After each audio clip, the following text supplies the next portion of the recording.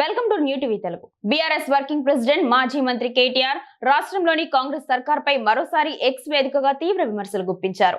Congress the పాలన కాదు పీడన అంటూ కేటీఆర్ మండిపడ్డారు. ప్రజల వేదన అరణ్య రోదనగా మారిందంటూ ట్వీట్ చేశారు.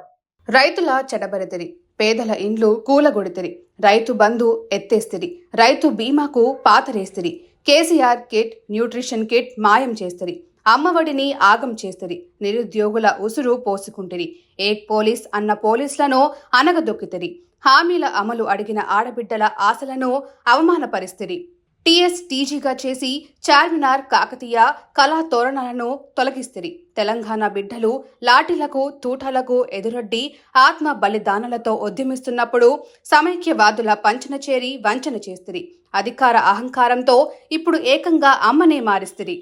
మీరు చరిత్రను చెరిపేస్తాం అన్న భ్రమలో తెలంగాణ ప్రజలను ఏమారుస్తున్నాం అనుకుంటే పొరపాటు. తెలంగాణ అన్ని గమనిస్తున్నది.